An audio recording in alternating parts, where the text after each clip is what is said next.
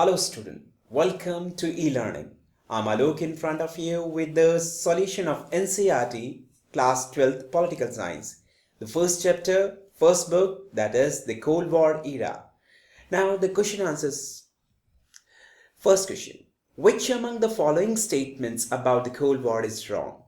इनमें से कौन सी ऐसी स्टेटमेंट है जो कोल्ड वॉर को लेकर रॉन्ग है? पहली, it was a competition between the US and Soviet Union and their respective alliances. B, it was an ideological war between the superpower. C, it triggered off an arms race. D, the US and USSR were engaged in direct war. So the answer is D, the US and USSR were engaged in direct war. क्योंकि इसमें direct USSR और US direct war में busy हो गए थे. Question number 2, which among the following statement does not reflect the objective of NAM? इनमें से कौन से ऐसे ऑब्जेक्टिव हैं जो NAM के नहीं हैं? A, enabling new decolonized countries to pursue independent policies. B, no to joining any military alliances. C, following a policy of neutrality on global issue.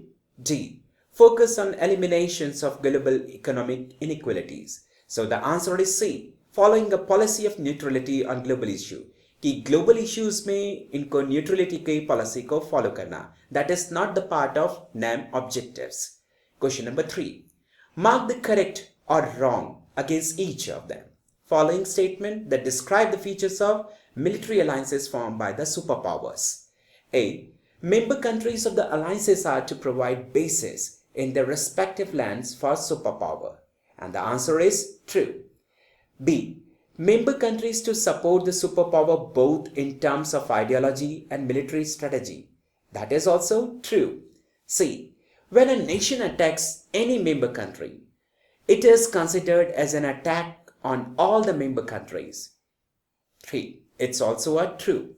And the last one, the superpower assists all the member countries to develop their own nuclear weapons. It's a false one. So the question number 4, here is a list of countries. Write against each of these blocks they belong to during the Cold War. The first one is Poland. Poland belongs to Eastern Alliances. That is the part of Warsaw Pact. And B, France. It's a Western Alliances one and it's a part of NATO. Japan. Again, Western Alliances, it is also the part of NATO. D, Nigeria, and it's a NAM from. E, North Korea, Eastern Alliances, and it's a part of Warsaw Pact. F, Sri Lanka, and it is also the part of NAM. Question number 5. The Cold War produced an arms race as well as arms control. What were the reason for both these development? अगर हम cold war को देखें तो इसने दोनों ही चीजों को बढ़ावा दिया. एक तरफ तो ये आर्म्स रेस को बढ़ावा दे रहा था तो दूसरी तरफ ये आर्म्स कंट्रोल को भी. किस तरीके से? Answer, the cold war produce an arm race as well as arm control. इसने दोनों को ही बढ़ावा दिया. First, Cuban missile crisis engage both of them super power in the development of nuclear weapon to influence the world. क्योंकि अगर हम Cuban missiles की तरफ ध्यान दें तो इसने दोनों ही सुपर पावर्स को बढ़ावा दिया जो अपनी न्यूक्लियर वेपन्स पर जोर दे रहे थे. US drop nuclear bomb on the cities of Hiroshima and Nagasaki with the intention to stop Soviet Union from making military and political gains in Asia. America ने हिरोशिमा और नागासाकी के ऊपर bomb गिराया, atom bomb गिराया, क्योंकि वो Soviet union को रोकना चाहता था ताकि वो अपनी मिलिट्री अलायंसेस बिल्ड ना कर सके एशिया के अंदर. And both the powers were not ready to initiate a war because they knew that destructions from these will not justify any gain for them.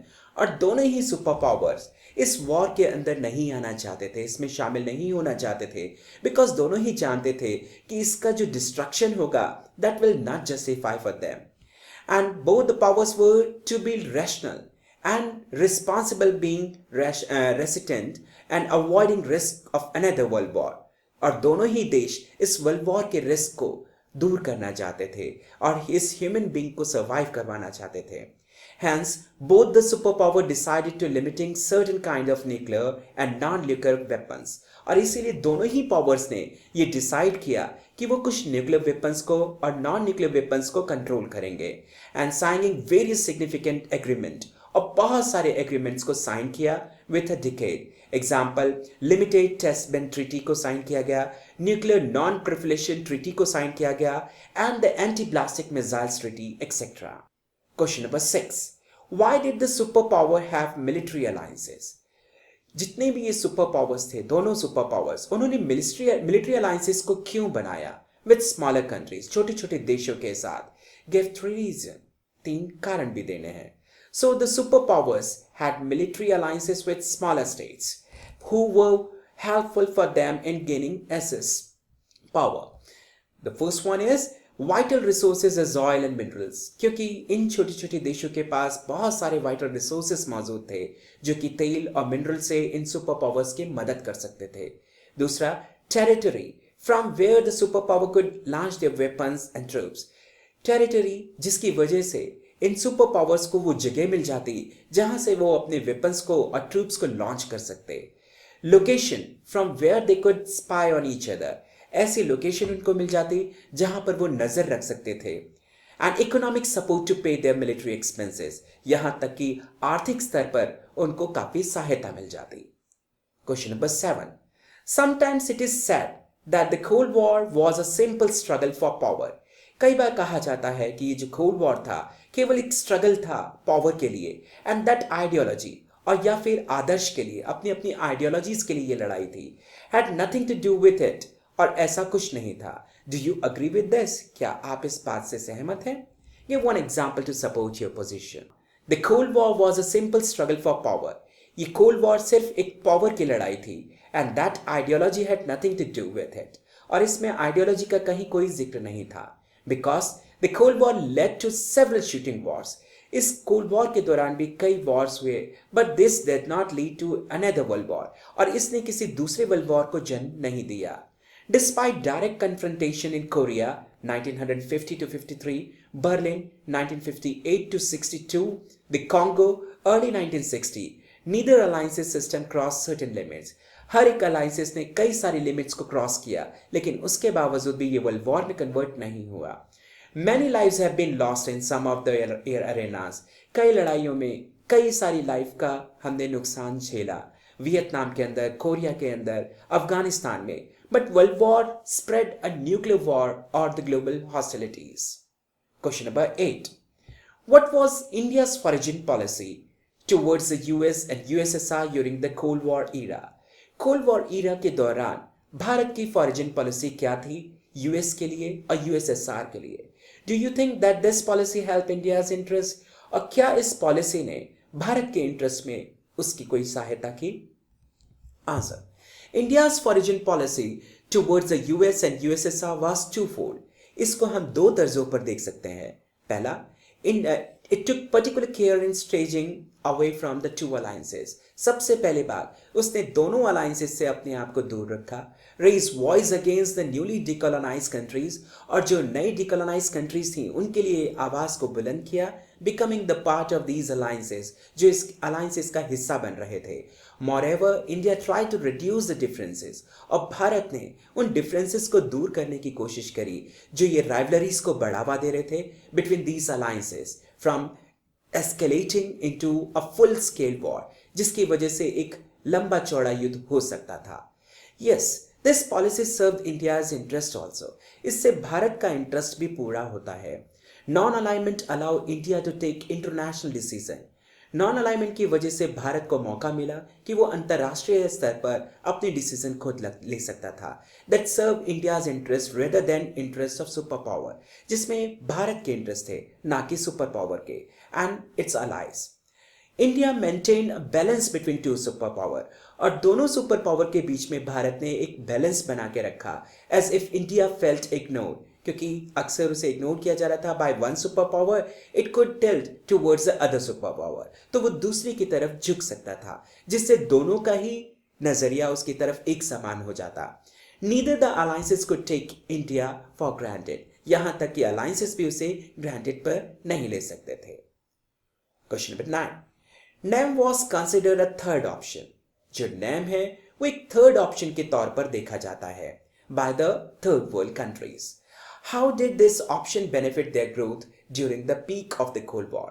जब कोल्ड वॉर अपनी चरम उत्कर्ष पर था, पीक पर था, उस समय उसके बारे में लोगों का क्या सोचना था? Non alignment offered newly decolonised country of Asia, Africa and Latin America a third option. अब नॉन अलाइनमेंट जो है इन डीकोलोनाइज कंट्रीज में, जो कि अफ्रीका से बिलोंग करते हैं, एशिया से और लैटिन अमेरिका से, वो इसे थर्ड नेशन के रूप में देखते हैं। Not to join either alliances, जो किसी भी अलायंसेस को ज्वाइन ना करें। A majority of members was categorized as the least development.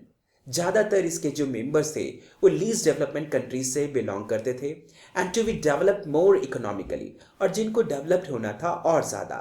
Not to remain dependent on richer countries, और उन्हें किसी भी तरीके से इन गरीब डेवलप्ड नेशंस के ऊपर डिपेंड नहीं करना था। A new international economic order neo originated with its realization, और इसी वजह से नियो को जन्म दिया गया।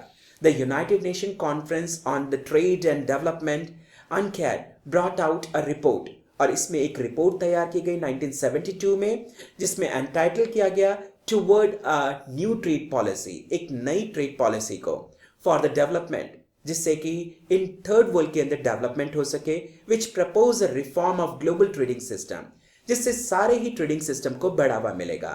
और इसके पॉइंट से LDC got control over their own natural resources. जो लीस्ट डेवलपमेंट कंट्रीज थे उनको अपने नेचुरल रिसोर्सेज पर पूरा कंट्रोल होगा, which were being exploited by the developed western countries, जो कि वेस्टर्न कंट्रीज द्वारा एक्सप्लॉइट किए जा रहे थे, and to make western market available for LDC.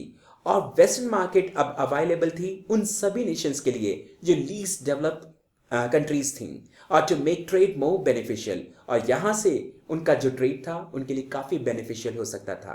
And to reduce cost of technology from western countries, और वेस्टर्न कंट्रीज से cost में भी काफी कमी आती, टेक्नोलॉजी के अंदर भी। And to provide LDC with a greater role in international economic institution, और अंतर्राष्ट्रीय स्तर पर, आर्थिक स्तर पर उनको आगे आने में एलडीसीज को, लीस्ट डेवलपमेंट कंट्रीज को बढ़ने में काफी सहायता मिलती। Question number 10, what do you think about the statement? तुम इस स्टेटमेंट के बारे में क्या सोचते हो जिसमें कहा जाता है दैट नैम हैज बेटको पाई इररिलेवेंट टुडे, कि आज के टाइम में ये इररिलेवेंट है। Give reason to support your opinion. आप अपना रीजन दें इसके ओपिनियन के लिए। और what is the relevance of non alignment movement? Non alignment का क्या महत्व है after the end of the cold war, जबकि कोल्ड वॉर का एंड भी हो चुका है। सो बाय द मिड 1970, 1970 के मध्य में NAM had become an economic pressure group.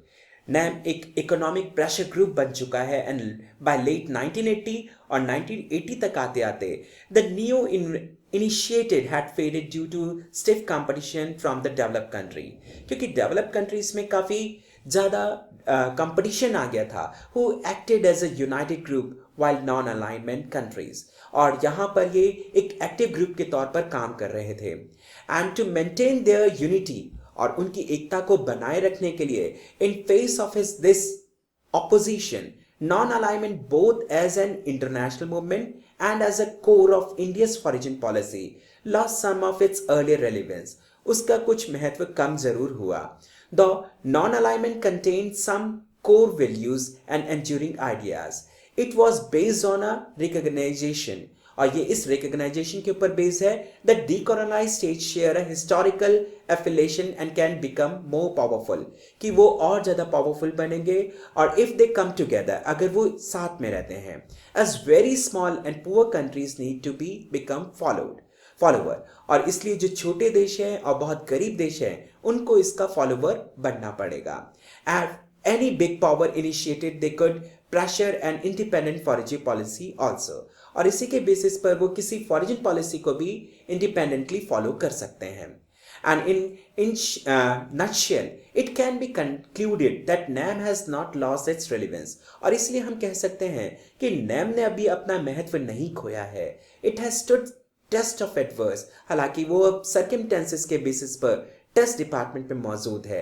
It has served an important purpose, क्योंकि इसने एक महत्वपूर्ण पर्पस को पूरा किया है of protecting and preserving interest of third world, जिसमें थर्ड वर्ल्ड के इंटरेस्ट को प्रिवेंट किया जा रहा है। These are the text questions of your first book, first chapter, Cold War. If you like it, press the like button and subscribe the channel. Thank you.